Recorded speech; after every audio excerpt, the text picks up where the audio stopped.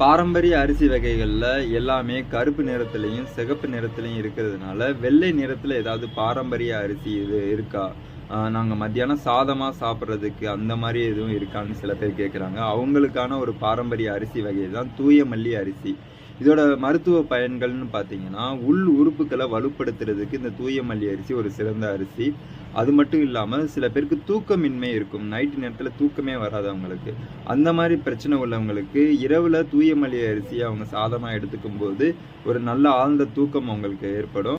இது மார்க்கெட்ல கிடைக்கிற அரிசி போல சாதாரணமா நம்ம மத்தியானம் சாதமாவே செஞ்சு இது சாப்பிடலாம். கஞ்சியாவும் இது சாப்பிடுறது ரொம்ப நல்லது.